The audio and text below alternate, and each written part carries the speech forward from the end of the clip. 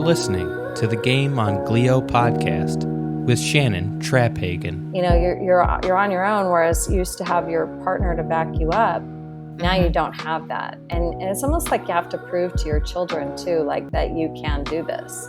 They don't have a lot of faith that you can yet, but you have to show them that you can.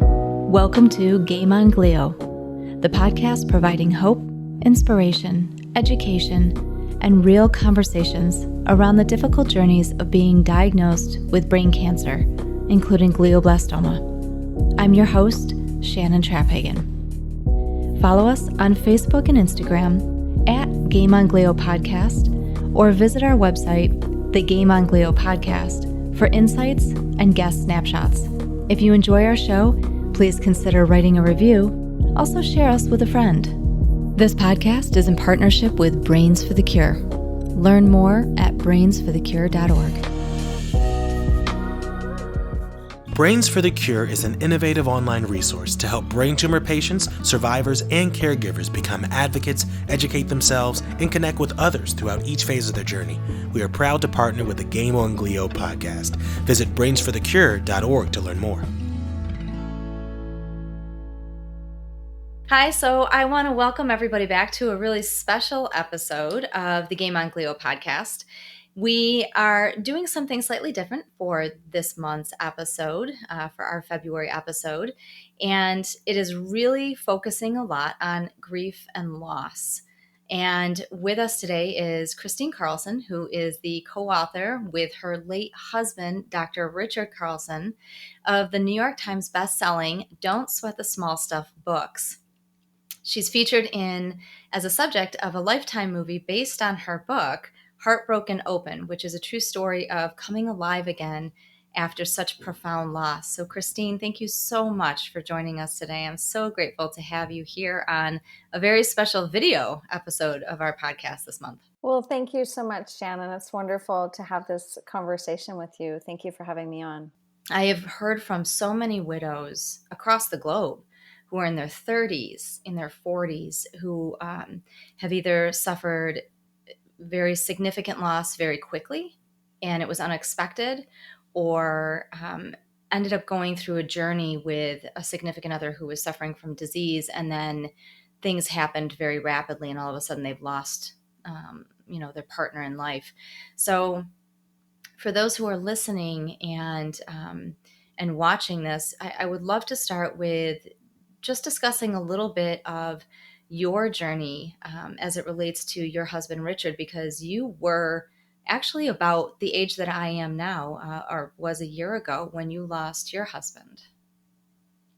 Yeah, so I was in a long-term marriage and partnership with a man who I consider to be the love of my life. And we were together 25 years, and he died really suddenly. He was only 45. I was 43. He went on a routine flight. He was a very famous, very well-known author at the time of his death, considered one of the top gurus of happiness in the Western world, actually. Had a huge following of fans. You know, you just don't think somebody like that is just going to, die suddenly. He got on a flight, and on the descent of that flight, he had a pulmonary embolism, which is a blood clot that travels up your leg and explodes in your lung. And you don't survive it generally on flights. Every once in a while you hear of somebody who caught it and they were able to survive. But when it catches you by that kind of surprise, he didn't survive it. So our lives, were pretty storybook in a lot of ways. Just a very, we had a wonderful marriage, 2 daughters in high school at the time. Kenna was 14, Jazz was 17. And, I'm telling this story looking back 15 years now. And I know for you, Shannon, that must just seem like an eternity. I couldn't even imagine at the beginning of my loss what I would be like or how I would ever make it to this point of looking back 15 years later. So that's the beginning of the journey. Yeah, it's, as I talk about your book, and you actually have a recent copy of your book, Heartbroken Open. If you could hold that up and show our listeners and our viewers.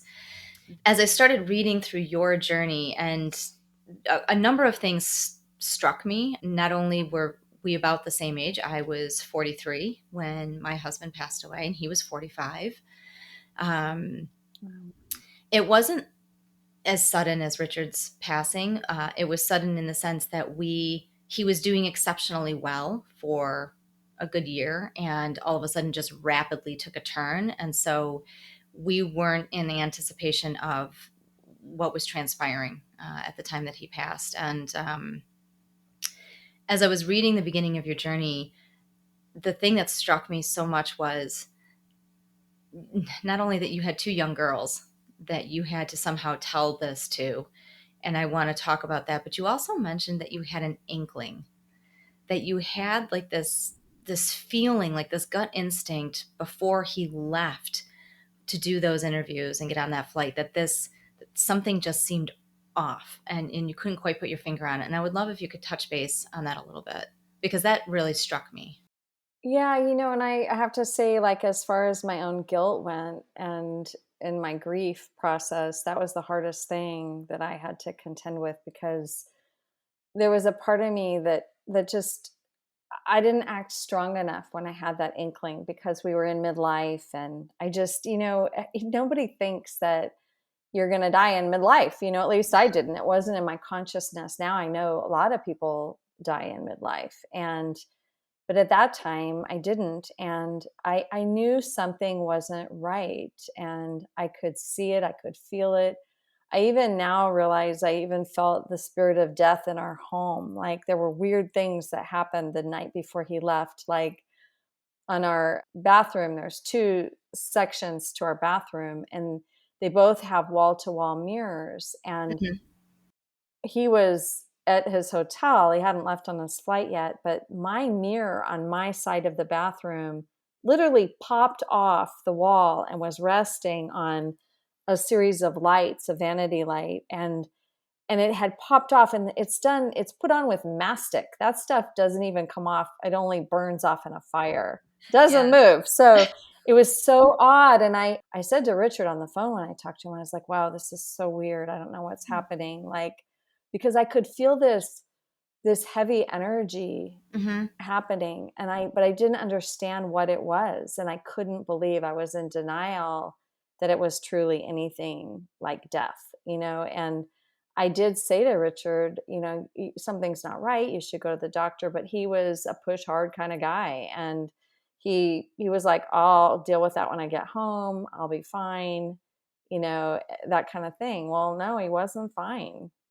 Yep. It's see, just hearing you talk about it, before Mike was even diagnosed, I had this weird sensation for like 2 months, and I couldn't put my finger on what it was. And we were just getting ready to adopt. We were 6-7 weeks away from adopting. I had just published my first fiction novel. He had some really positive and major moves coming up for work for him. I felt like all of these things were falling into place, even though we had suffered a number of miscarriages.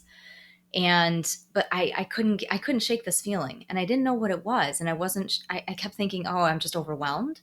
I'm anxious because we're finally adopting and things are finally coming into place. But there was this part of me that felt like I was standing still. And I don't know how else to describe it, but as you're talking, it was the same weird sensation. And I just felt like, what is wrong with me? Like, I can't figure out, something is stuck, and I don't know what that is. And then a couple months later, he was diagnosed, and my brain couldn't even keep up. Like, I couldn't catch up to what was going on at that point. So it's so Oh, weird. imagine. It's that sensation of, your body, this gut instinct that you tend to have. You just don't realize that your body, that intuition is just so spot on. It's so hard to navigate because you don't think that this kind of stuff is going to happen when you're that young. Yeah, you really don't. It's not, it just isn't in your consciousness.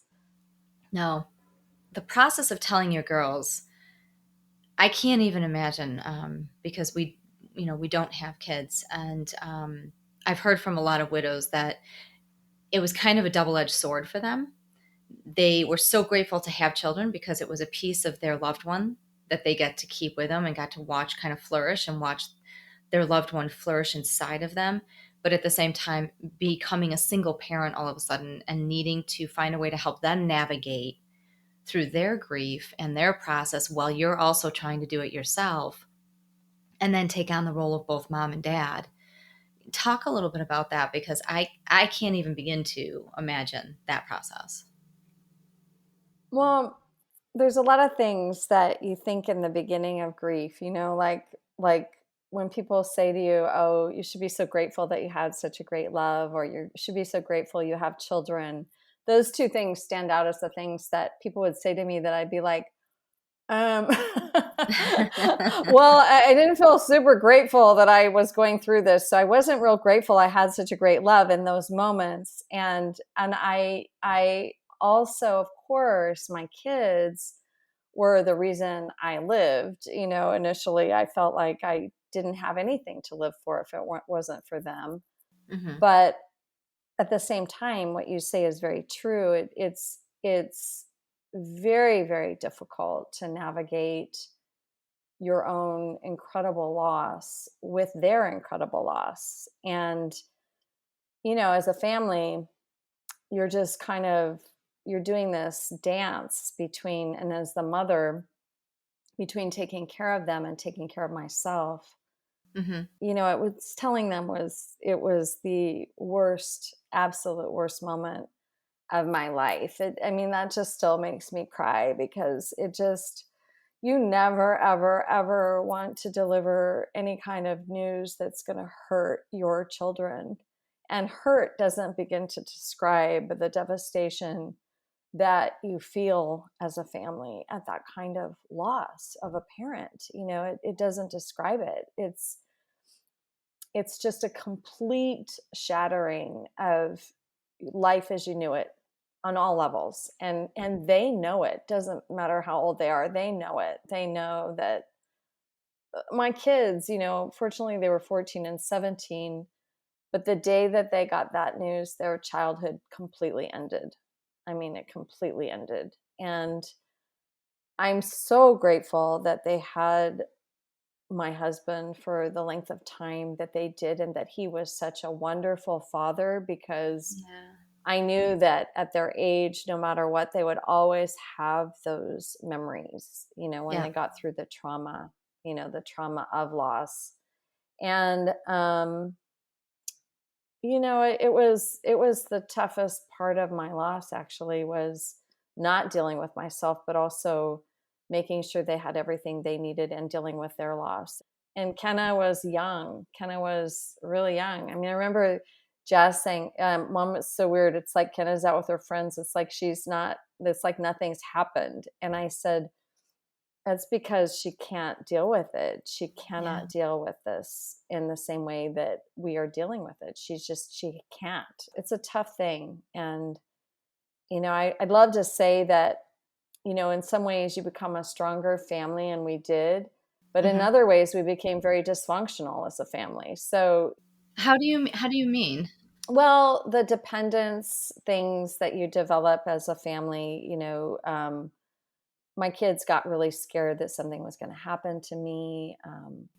They Mm. began to have issues with each other that they never had, because Jazz would take on more of a parenting role. And so there's just stuff that happens. Yeah. Yeah. You lose a very integral part of your family, and all the relationship dynamics change. You're on your own, whereas you used to have your partner to back you up. Now you Hmm. don't have that. And it's almost like you have to prove to your children too, like, that you can do this. They don't have a lot of faith that you can yet, but you have to show them that you can. Yeah. So you're trying to help navigate the girls' grief, but you still had to process through this yourself. I mean, was it one of those situations where you kind of went behind closed doors and you just kind of melted to the floor and had a moment and then got up and said, okay, now it's time to go and take care of the girls. Pretty much. Really? I mean, Pretty that much. takes a lot of strength.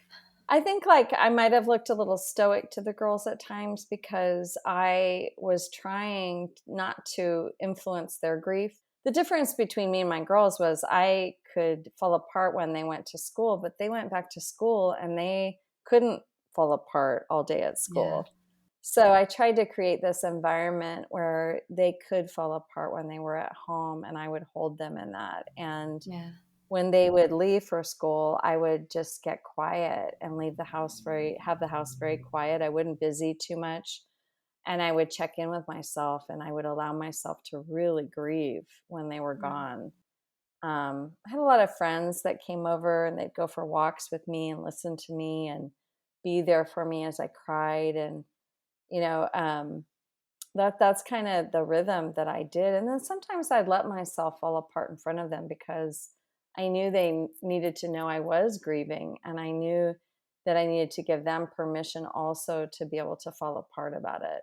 They're kind Wow. of interesting. I mean, because they don't grieve directly the loss, but every time something happens to them, it brings up that loss, it triggers that loss. And so you start to realize that they're not going to be at their highest performance, of course, because they're going through trauma. I mean, and so, Kenna was a soccer player. Well, she'd miss a ball, where she never would miss a ball before.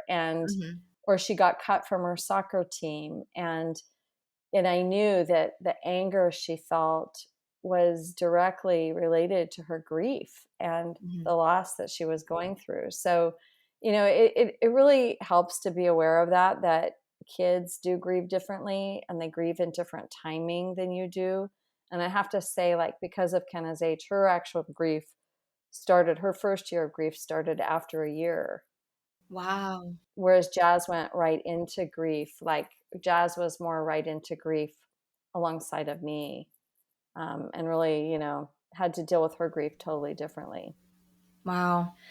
It's really interesting, and this kind of brings up my next question, because grief really is a process. And I love that you talk about how you just allow yourself, you'd always allowed yourself to just feel what you needed to feel in that moment and be present with whatever you were feeling. Because I've heard from so many people that there's the stages of grief, and it drove me nuts every time I got a book from somebody, or somebody sent something in the mail to me, or said, what stage are you at now? And I'd be like, it's not stages. It's, it's all jumbled up together. It's kind of all mixed together. And one minute I'm angry at God, and I'm yelling at him, and we had a priest with us at the end, and I was talking to him about it, and I said, I swore at God, and I didn't want to. And he's like, he doesn't care. You let go whatever you need to let go. And but I would go from that to all of a sudden just being a puddle on the floor and crying uncontrollably to the point where I couldn't breathe. And then the next minute I'm getting up and saying, okay, I got to get this done. I have a to-do list. Mike can't do this anymore, so I've got to take on all of the stuff he did. And it just kind of all melts together. And you talk about that. You in the book, you talk a lot about how this is a process and not a destination. And that stuck with me a little bit, and I was very looking forward to talking to you about that, because I myself want to know what that means. It is not a linear process, grief. Grief is very much a fluid process, but it's different every moment. And, and I feel like when I say it's a process, not a destination, what I mean is that if you have a cup and it's full, let's just say you're the cup and you're full of emotion. The only way to carve out, an empty space in that cup is to express that emotion. That it just keeps filling until it's overflowing if it's not expressed. And what you want in grief is an empty cup.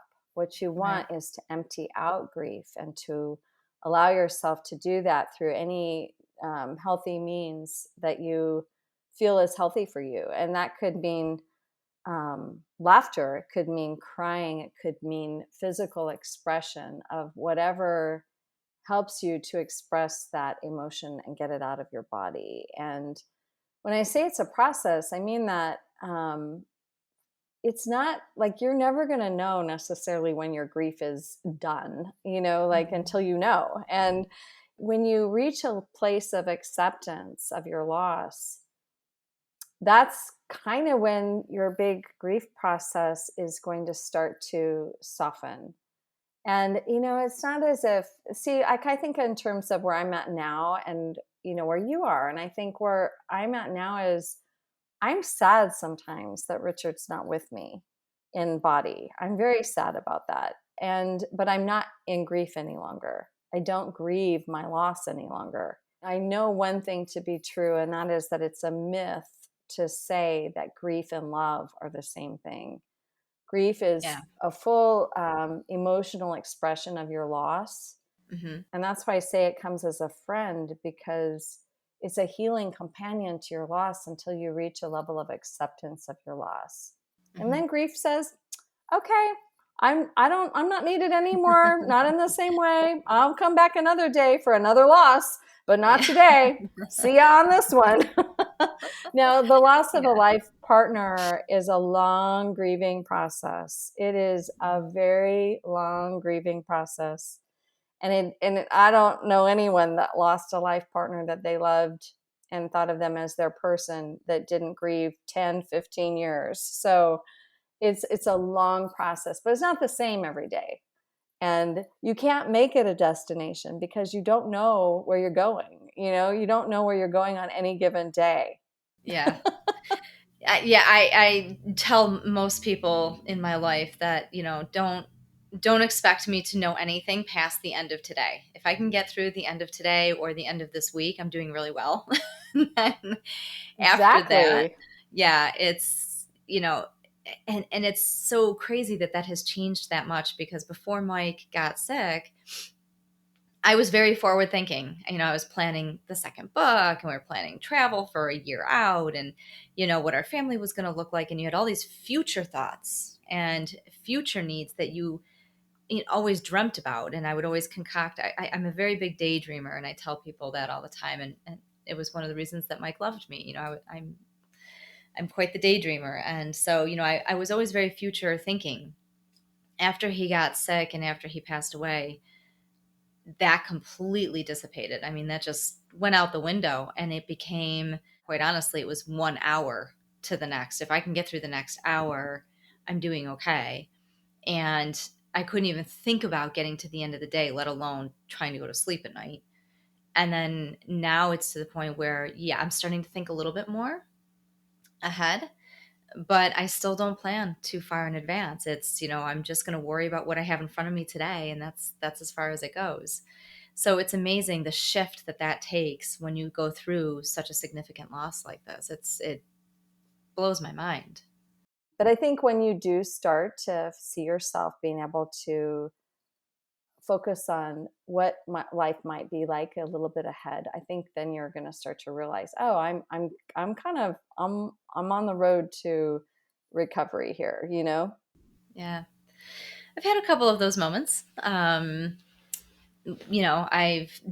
let myself daydream a tiny, tiny bit about where things might be. And my counselor has made it very clear to me that that's progress when you do that. And then the minute you panic and say, no, I can't think about that right now, I can't think that far ahead, that's your intuition, your instinct is just trying to protect you again and trying to say, you've been through so much, you don't want to think about that because you don't know when the rug will be pulled out from underneath of you again. So she's like, that's not surprising, but you should be excited that you are having those moments.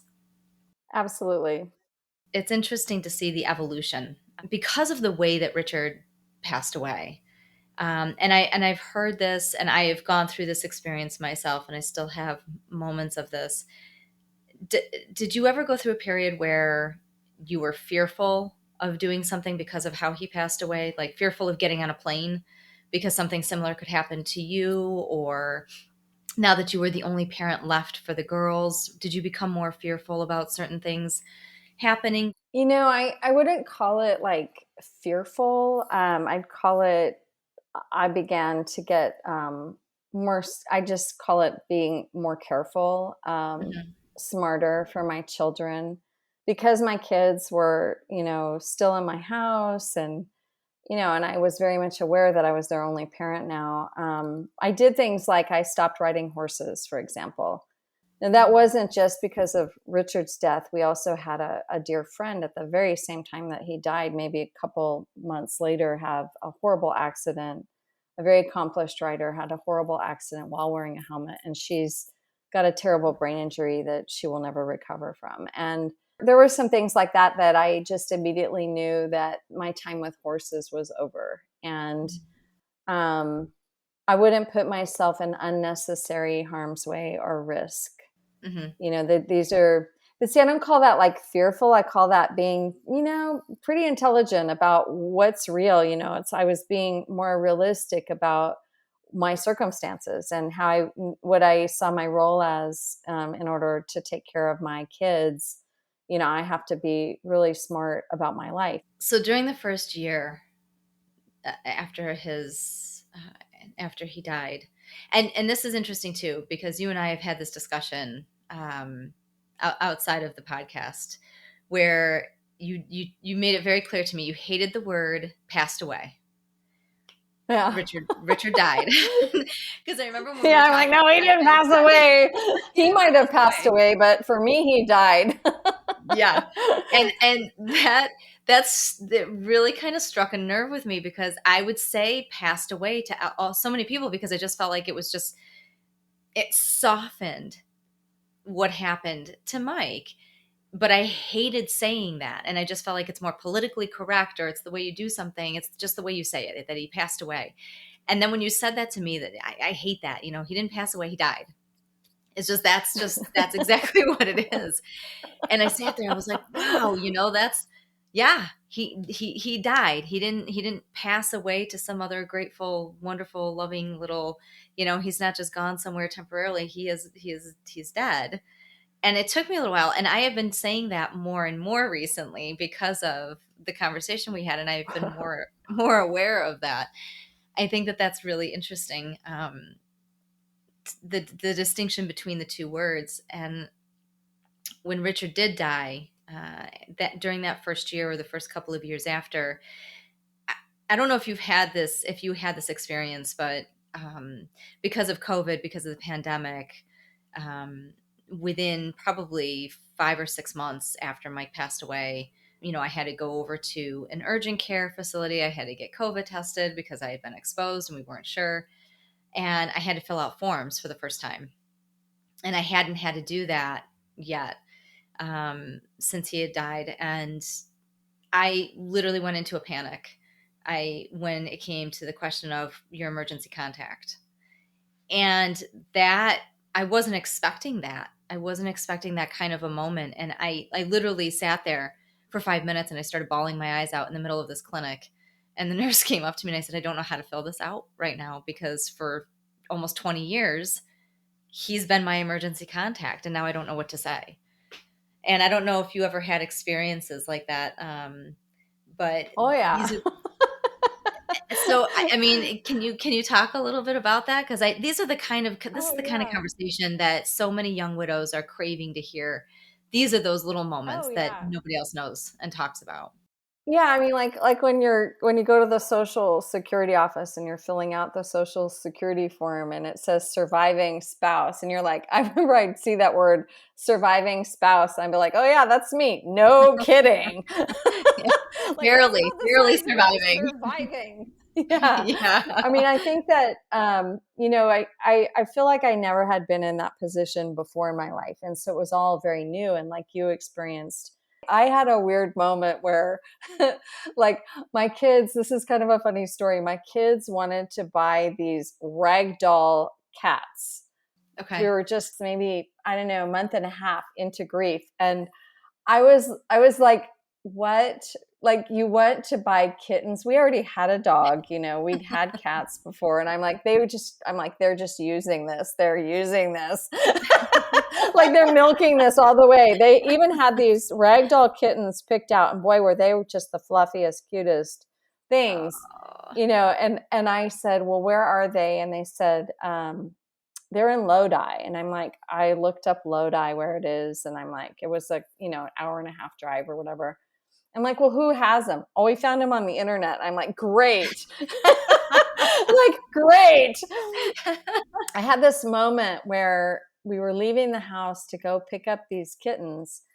And I remember just feeling like if something happens and we disappear, nobody is going to know we've done this.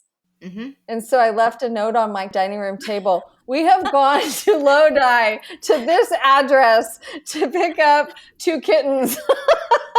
And I remember thinking how crazy that was, like how crazy that I was having this thought, but it was a thought of reality, like, I don't know who these people are. What if we're being lured? I was like overprotective of my family at that point. And that kind of stuff really hit me. Like, I was like, wow, I don't have my protector. And I'm feeling that vulnerability in that. And also, yes, the forms that you have to fill out and the ways that you have to erase, your person is just astounding. Today, sometimes I still get phone calls and they ask for Richard and they say, do you know where Richard Carlson is? And I said, not really. I'd sure like to know. Let me know when you find out. I can only imagine. I can just imagine the look on their face and hearing that. And they're just not really. Would love to know where he is. Let me know when you find him. Yeah. If you talk to him, I would love to chat with him. Yeah. But there are all sorts of ways that it's, and it triggers you, just like you experienced, it triggers you because it's the concrete way in which your loss becomes this very real thing that you're dealing with. And it's painful to have to erase them from every bill and from your life in that way. It's a very painful process. It's interesting that you mentioned the bills. That was a sticking point for me. That was a really, really, really difficult moment for me. And I remember we had a joint account through a bank associated with his work. And I remember going in to make some changes and to deposit some money. And the clerk kept telling me, we have to close this particular account and just put it in your name. And I was at the drive-through. And I remember sitting there and I freaked out. And I basically I'm yelling through my car into the speaker and telling her, do you have any idea what I'm going through right now? I can't process this. I can't change this account. You need to leave it alone. Nothing can change. Nothing can change. And she just sat there like frozen, like on the screen, like looking and, because they don't know what to do. And for them, it's not a big deal. But for us, I didn't want anything else changing in that moment. I just wanted everything else to just stay the same. I wanted to see both of our names on the checkbook. I wanted to see both of our names on the accounts. And it's those moments, those moments you don't expect that come around. They creep around the corner and they just hit you. And then as I drove home, all I could think was, that poor woman, what did I just do to her? Like, I just berated this poor clerk who's just trying to do her job. And as you went into your second year, and you talked about this in Heartbroken Open, and there were moments where I would blush as I was reading certain excerpts and certain parts of certain chapters where you talked about, that women have needs and that you don't. Yeah, especially at 43. Yes. Less where I am now, I will say. Less where I am now. But at your age, oh boy. And there's nothing like trauma to stir up that whole need thing. Oh boy. Terrible time for a husband to die. Yes. And a honestly, woman's 40s. I didn't realize what that meant until I read those chapters. And then I was Googling and I'm going, this explains so much right now. Like everything that I'm feeling, like, oh, I did not put those together. that this is kind of another phase in a woman's life. Yeah, it's a terrible feeling. I mean, honestly, like trauma and loss and grief, it stirs you up, and it makes you very, like you feel very amorous, which Yes. is the nicest way to put it, the most congenial way to put it. And yet Yes. you don't have your partner, like it, because it's also the awakening aspect of it too. It's such a deep awakening. It awakens all your senses, every emotion that was ever potentially pushed aside by you is stirred up in Mm-hmm. in loss and grief. And yeah, it's I think it's what's made widows maybe perhaps a little bit vulnerable to predators, because um, once they find out you're a widow, they know. Like, I didn't know. I mean, I was completely naive to it, but other people do know. So Mm-hmm. I think it's a time for a woman to really learn about her own body and to take care of her own needs. And it's hard because you've been partnered for 2 decades, and for you, yeah, just more than yeah. that. Yeah. Probably masturbation wasn't a huge thing. I mean, everybody masturbates to some degree, but I mean, usually like that leads to something else when you're doing it with your partner, So it's like Yes. there's all these ways in which you have to relearn your body and how to take care of yourself. And Did that catch you off guard oh, after you totally. lost him?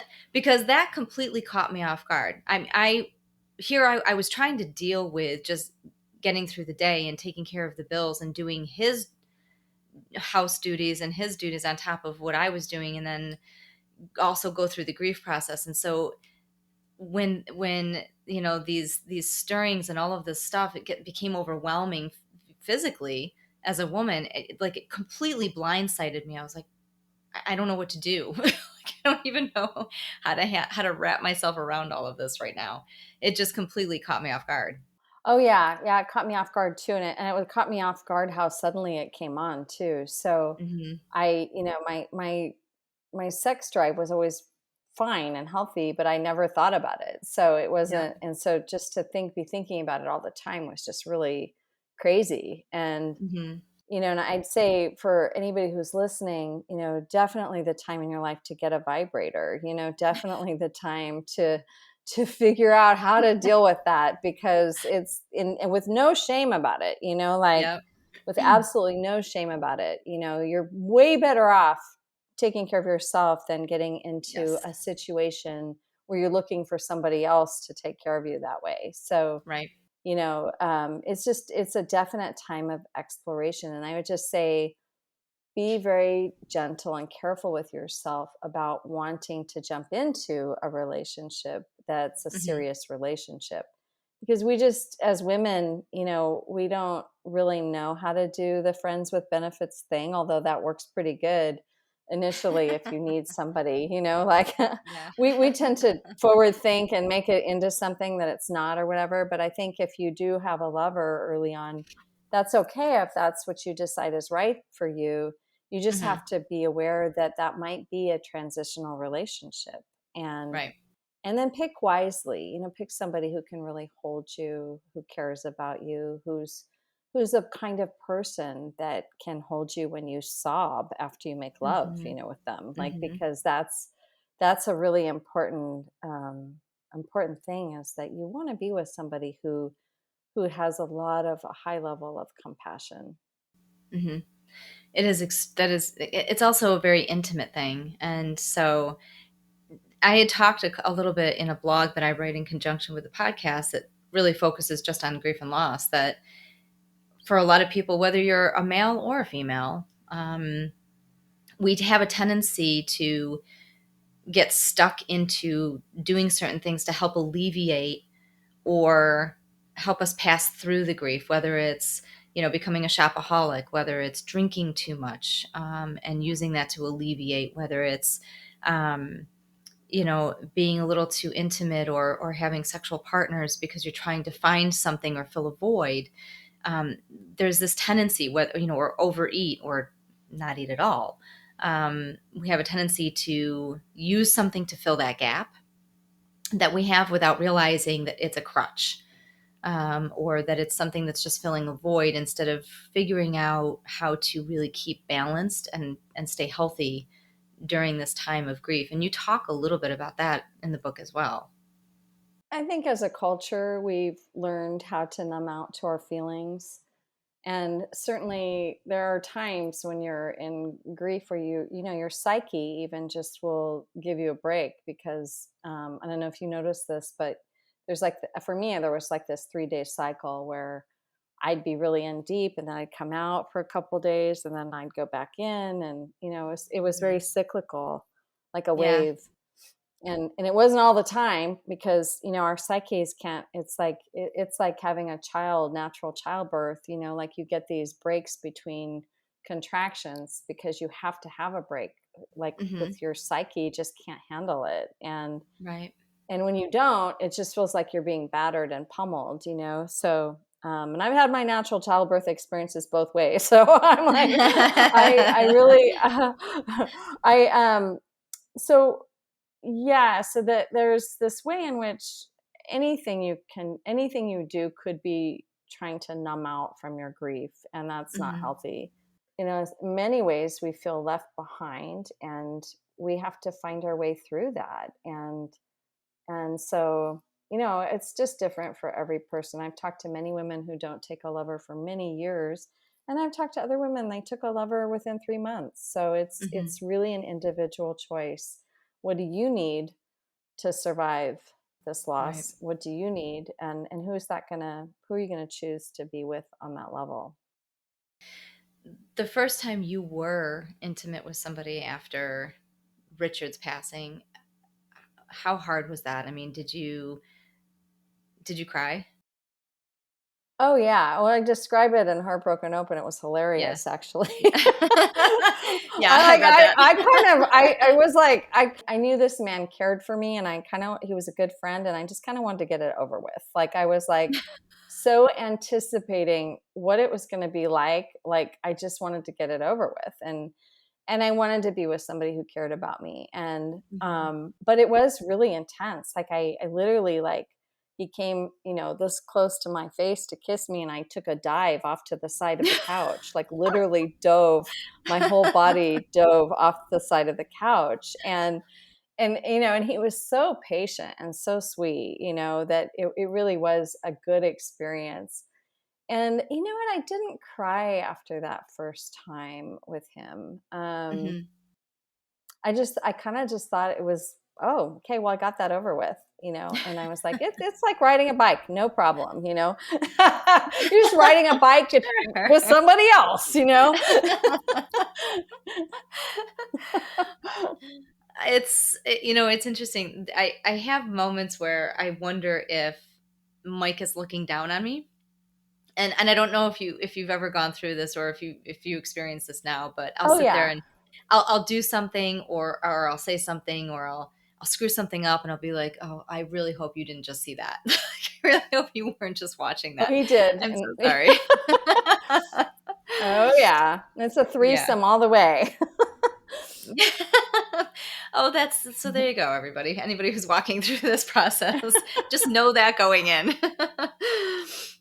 Yeah, and I think for me, I mean, I feel like in spirit world, which is where our beloveds are, is a different experience. It's not a physical experience any longer. So they're just fully embracing what we need and what we need to do, and wanting us to choose what's going to make us feel joy and keep us going in this life, because it's a life that's still that you have to live, and that that you have left to live. So you have to heal first, and that's the hard part. Where I'm at 15 years later is I'm really fully healed, and I have so much joy and so much life and so much to look forward to even now. So life continues on. It does. And it really does continue on more fully for people who are awake to it. Did you ever go to counseling after you lost Richard? I did, but I had been through so much counseling and therapy in my life and so much personal growth and so much Mhm. personal development. Plus I had all some of the top I had some of the top people in the world to talk to through my grief. So I didn't really feel like I should be in necessarily counseling. But yes, I did do some counseling.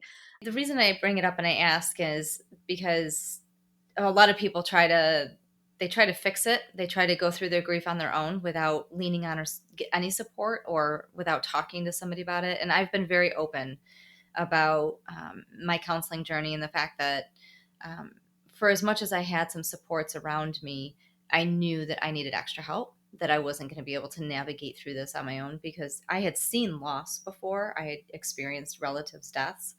I had never gone through the profound amount of grief that I went through after my husband died. And on top of that, we had had 3 miscarriages that I was able to get I through because remember I you had said him to that. lean on. Yeah.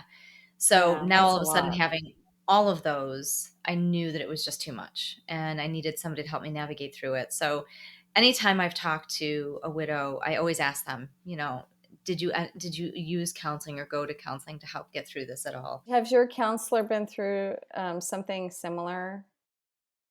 She personally hasn't.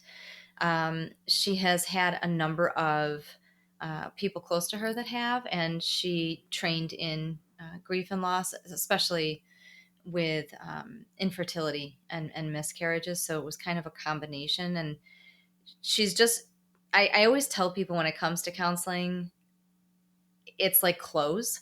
You have to find the right fit. You can't just pick a You counselor do. and go and then just assume that it's going to be great because not every counselor is the best fit for every person. Um, and so you kind of have to try on different counselors to figure out whose personality and whose methods are going to be best for you. But I've also found it in the beginning for me, it was really hard to navigate talking to other young widows because I didn't even know where to really find other young widows. Um, it's not like there's this huge community that's just kind of ready and waiting. You kind of have to dig around. And with the pandemic, it's made things even harder to connect. So it took a little while. And I've since doing the podcast and doing some speaking, I've had people actually reach out to me. And through talking to them, I have found a bit more healing along in the process. But I still go to counseling to this day. Yeah. I think having a counselor is a wonderful thing. I mean, personally, I would want my counselor to have gone through a similar kind of loss to understand firsthand. Hmm. Because I just don't think there's any better teacher than experience. And I think there's certain aspects of becoming a widow, especially a younger widow, that you just can't possibly understand unless you've Yeah. been through it. And I just couldn't take any advice from somebody who hasn't gone through it. So that's just me and my stubborn, willy-nilly way. But that's how I felt. And but I do think that counseling is really important, and you need to have that. Whether you have really close friends or people in your life that can support you, just need to have that person that you feel 100% safe with, that you can say anything to, and that Hmm. they can hold you in that. So it takes a very special person to do grief counseling. Yeah. When you went through outside of the counseling, you obviously had, and you talk about this in the book, an enormous amount of supports, very strong supports, both common friends of yours and Richard's and family members. Did you go through at all a process of losing people after he died? Because that is an area where I have been struggling greatly. I have lost some people that I didn't expect to lose have been extremely close to us, and then trying to navigate and understand the reasoning behind it. Some people have blamed me, which I haven't been able to process through, but um, that's been a challenge, especially as a young widow. Um, that I didn't foresee that. Yeah, I mean, we call those the secondary losses of the main loss that we've incurred. And I think when I look back, there were even family members that I wouldn't say I lost them. I would say I chose not to participate in life with them for a long time.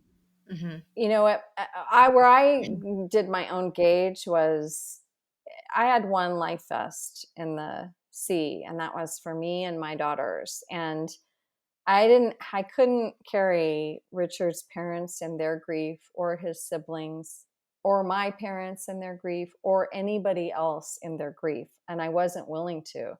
I do think it's really important to be with people who can hold you. And I definitely, I wouldn't say I lost friends, but I definitely didn't choose to spend time around the friends that felt like they had to fix me or Mm-hmm. fix my children, or couldn't handle the pain that we were in, Yeah. because that pain is going to last for a while, and you just can't be dealing with people who can't handle it. Like if they can't handle it, they need to be out of the inner circle for a while.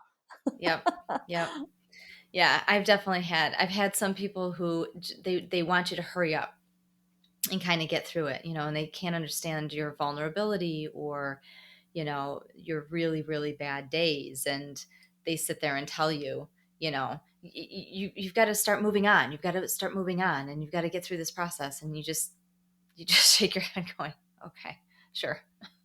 I think a lot of people left my life, and yet I didn't really notice for a long time. And I thought, what happened to them? Where did they go? You had one life vest. Yeah. I was more concerned Yeah. with what was immediate, not any of that. No, I wasn't sweating the small stuff. Definitely, I just was like, I was more like clearing everything, just clearing it out, just Yes. being present for me and my girls. That was my goal. You say in the book, you'll always meet Richard in your own heart. What does that mean? Well, I feel that love is a heart connection, and that love, I mean, in my experience of my loss, remains. It's what remains no matter what. I mean, I'm never going to love Richard any less than the day I met him or the day he died. I'll probably love him more for realizing the impact that he had on my life, and realizing that he gave me that incredible opportunity to love and be loved the way we did it. And so the heart is just, I think, the most, just, I think that's where we think of love as residing, even though love is a much bigger energy than even one or two hearts. There's just one heart in the universe, and that's love. So I think that I always, just the other day, I was talking to a grieving widower, and he's grieving one of my closest girlfriends who passed. But he was saying that he was experiencing a lot of guilt and when he had moments of joy. And I said, Yep. well, that's normal. We go through that because it's called survivor's guilt for a reason, but I said, what if you thought that every time you experienced joy and she was in your thoughts right then or thereafter, what if you thought that, would you still feel guilty about it if you were feeling like she was experiencing your joy with you? He's like, no, that's a great way to think about it. And I said, yeah, because I really feel like they're right with you. They're always with you. Like they wouldn't be anywhere else. So they're with all the people that they love, and that they get to experience life with you now, and that you do carry them within you, and within your mind, within your heart, within your whole being. That's just at the cellular level. They're part of you, and they always will be. Mm-hmm. Trying not to cry as you talk about that. Of course. I think that's a great way to look at it.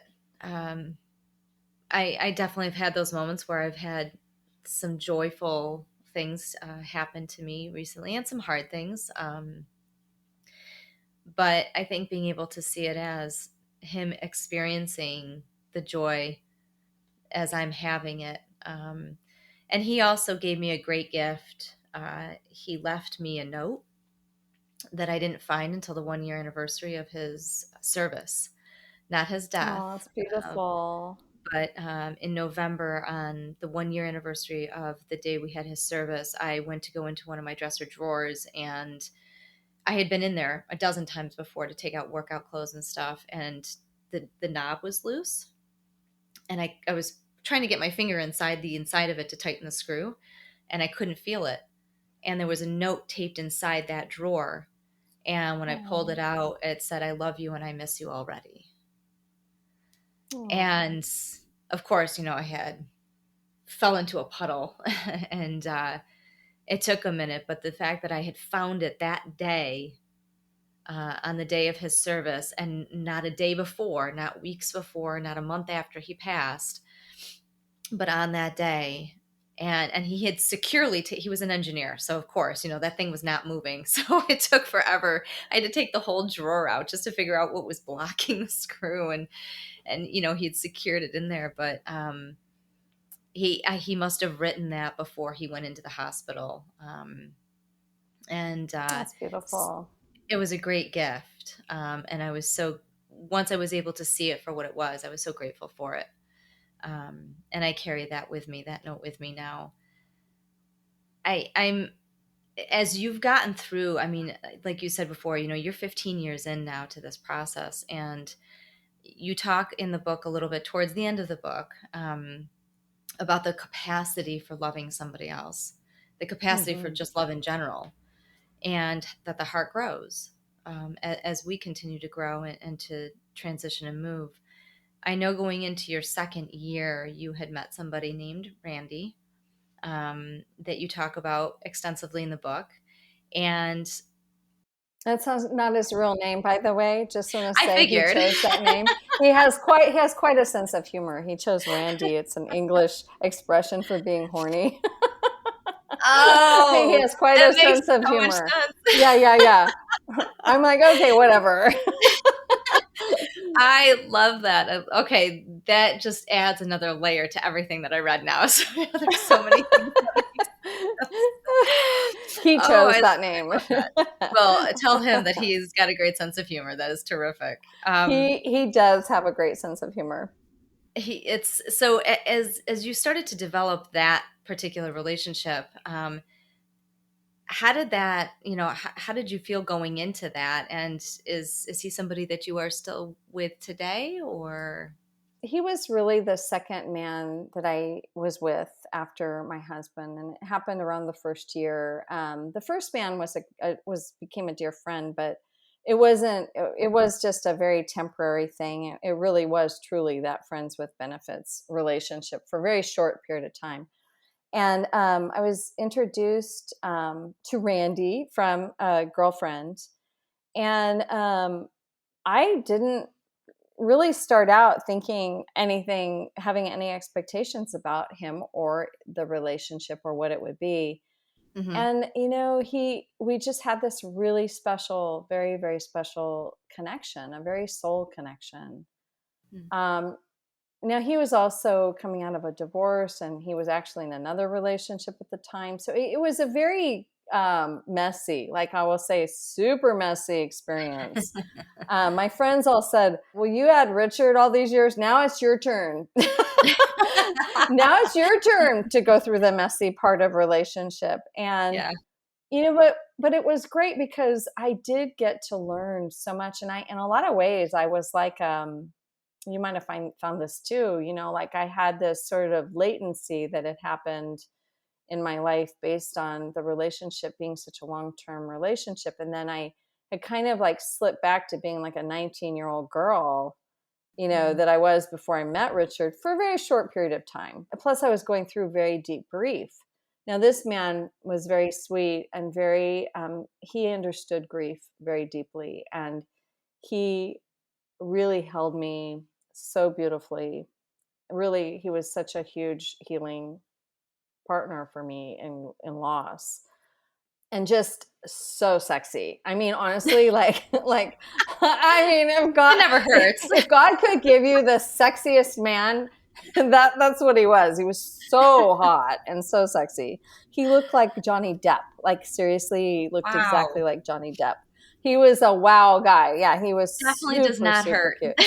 And he looked very different than Richard. Richard was really just handsome, but he was a tall Swede. This man was not tall. I mean, there was so many. He had to be very different for me, and Yes. look very different, be very different.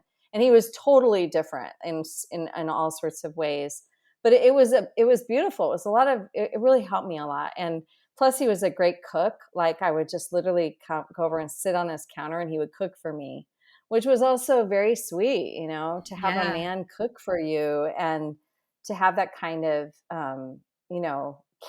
he took care of me in those times we were together like that. And yeah. And then to say, we have maintained a really close friendship to this day. We went through lots of different ups and downs. I mean, really, we're talking, it was seriously like 11 years. So we were really like, we were very confused about what we were to each other for 11 years. And, and I don't know what's going to happen in our relationship. Honestly, I never know. He's so special to me. And we just, remain so close to this day. We're not lovers right now, but we're very close. It's such a healthy way to look at it. And I was curious because of where the book ends. It obviously doesn't carry forward to where you are today. So, yes, the first 2 years. Yeah, those primary first 2 years. And I have another book, right? I have another book. No, what's your other book? From Heartbreak to Wholeness, The Hero's Journey to Joy. Well, that's the next book that I need to read. That's your next book. That's the next one. This has gotten me through those first 2 years. Now I need to move on to the next one. That's the 10-year journey. That's like, I wrote that one at the 10-year mark, looking back. Like that's more my how to go through grief and come out of it. The hero, you're already on your way so beautifully, and you've already clearly chosen that path. So I'm not worried about you. But for many people, I feel like that's the great pivot that you have to take toward resiliency, is to choose not to be a victim of your circumstances. So I talk a lot about that. It's a totally different book. But I feel like it's probably my greatest book I've ever written is that book, From Heartbreak to Wholeness, The Hero's Journey to Joy. Anybody who's watching, who's listening, these are books that are extremely helpful, and it's part of why I do what I do. It's part of why I meet with people like Kristine, writers, speakers. We put ourselves out there for other people to help them through their journey, and I'm assuming that that's part of what helped you navigate your grieving process, was trying to find a way to help others. And it was why I started the podcast. It's why I do public speaking and writing as well, because I knew that the only way I was going to get through this was to find a way to help others, because it's the only thing that I know. I don't know any other way, but to try to help somebody else navigate the journey. Yeah, I've always said that when you're in grief, and if you see somebody, there's somebody that's like, say you're 15 months in grief, somebody you meet is just going through their loss, 10 months, they're 10 months or 7 months in grief. If you reach your hand out to people and you have to pull them out of the trenches, it makes you stronger to do that. You have to be stronger in order to pull them up. And not everybody can, but I have found that connecting with others and helping other people through it has been very helpful for me.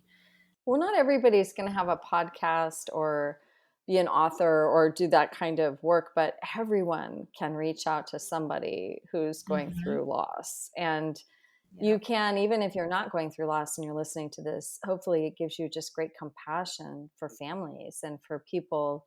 You realize, wow, it's not just the widow, it's the family, or you start to realize what a really big experience it is for that person who is going through loss, and it helps just grow your own sense of compassion. Yeah. So you say that you've got a lot of joy in your life right now, 15 years in. Where are you right now? Well, I mean, my daughter Jazz has 5 kids, so I'm a grandmother 5 times over. Wow. The Nana. I like to be called Nana. Oh, that's cute.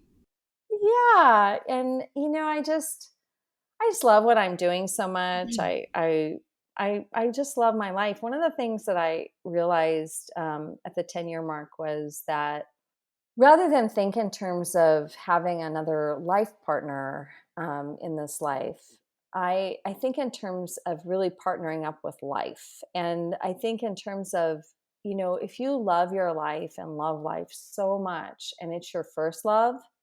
Mm-hmm. Now, I'm not sure I would have known to say that when Richard was alive. But I can say it now that life itself is my very first love. And then everything else, my family, my friends, everything else falls in line after that. And Wow. we can get so much joy by just being so present in our lives, so engaged, Mm-hmm. and looking for those small ways. I have to say that joy is a more moment to moment, smaller experience for me now. It's not driven by large events, or it's more like, oh, like, look how pretty it is outside today. Or, oh, I'm so grateful that I had this conversation with you and I got to meet you. And, those are the kinds of joys that you string a lot of those together and it becomes this big experience of joy. But it's really little small moments. And I think it behooves us to notice them, even in grief, that even in grief, we have small moments of joy. And we're meant to, because Yeah. honestly, we're meant to experience joy while we're here as much as we're meant to experience everything else on this journey of life. Joy is a big part of it, but also grief and sorrow is a big part of it too. And I always love what Kahlil Gibran says in The Prophet, that your greatest joy is your sorrow unmasked. Well, the unmasking part is the grief part. And then Yes. the joy, when you unmask that grief and you take it off and you're done with it, then the joy is what's really present, and you have earned it, man. You have earned it with a badge of honor, because you've gotten through the unthinkable and the unimaginable. And, just looking at you today, Shannon, and your beautiful smile and the light that you shine, I know that you have terribly painful, lonely moments, but you are on the path to recovery. You are on the path to the greatest joy you've ever known in your life is going to happen to you. Thank you. I appreciate you saying that. And every day does feel a little bit better than the day before. And I like that saying, stringing together a bunch of little joys kind of fills our cup. It refills our cup and gives us that sense of purpose that we strive for in this crazy life that we're given. And so I think that that's beautiful, beautiful sentiment. And I couldn't agree with you more, because I'm just starting to take note of those little tiny joys, those moment to moment and day-to-day joys. So, and I'm embracing them more fully than I did even, 6-7 months ago. So Kristine, thank you so much for giving us so much of your time today. You're It is welcome. such an honor and a blessing to know you and to talk to you, and to watch you continue to walk through your journey. If you haven't seen her Lifetime movie, Kristine's Lifetime movie is out. Heather Locklear plays her in the movie, and she has her book, Heartbroken Open, which is out now. And your second book, tell us again the title of that one. It's From Heartbreak to Wholeness, The Hero's Journey to Joy. And if you want to watch the Lifetime movie, you need to search Don't Sweat the Small Stuff, the Kristine Carlson story. Perfect. Kristine, thank you so much. I look forward to seeing where you go next, and we will talk again soon. Yeah, you too. Thank you. Thank you so much.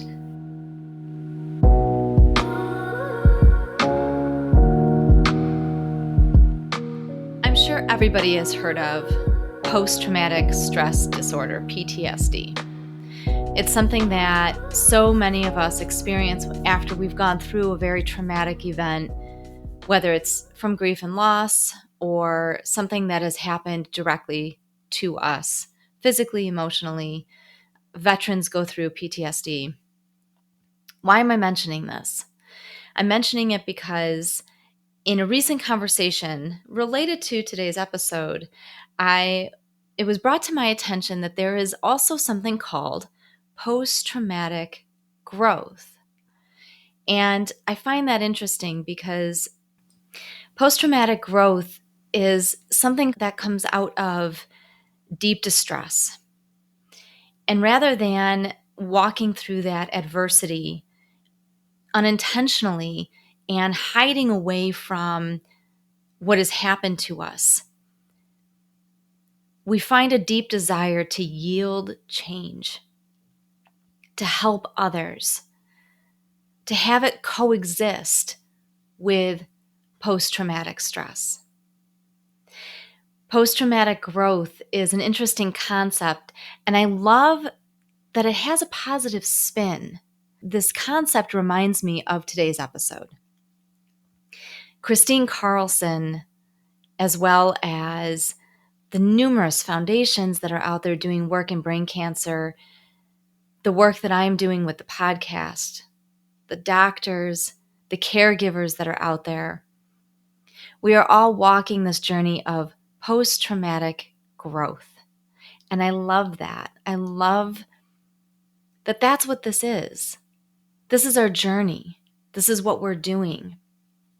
Did any of us ask to have this journey, to have this path, to walk through this? No.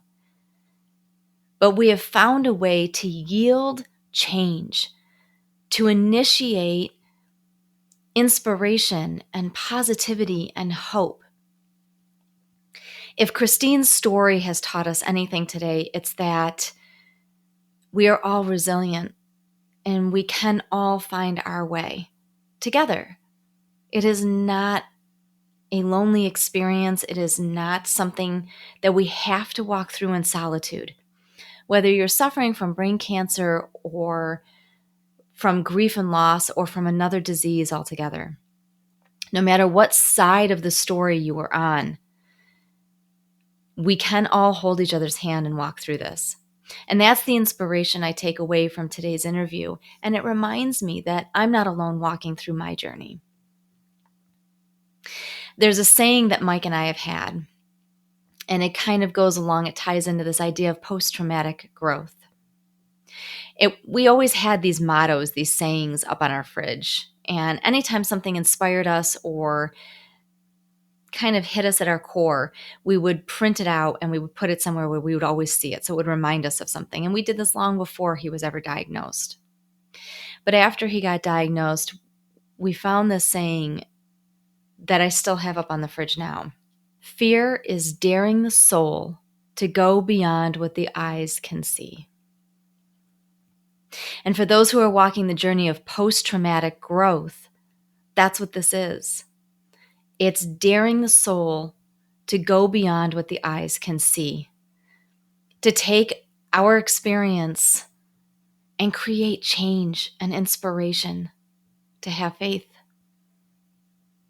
And so I hope all of you take away from today's episode some wonderful stories, some strength, inspiration for your own journey, no matter what journey that is. I want to thank all of you so much for joining us for this month's episode. Please follow us on Instagram, join our YouTube channel, follow us on Facebook, and stay tuned for our last episode of Season 1 in March. We have 2 amazing pediatric doctors that focus in pediatric brain cancer. And after that, we will take a very short hiatus. We will be back in May for Season 2 of the Game On Glio podcast. I'm so excited. We are kicking off Brain Cancer Awareness Month in May, and it is going to be an amazing episode. Very inspirational. You won't want to miss it. Thank you so much for joining us today. We will see you next month. Thank you so much for joining us this week on the Game On Glio podcast.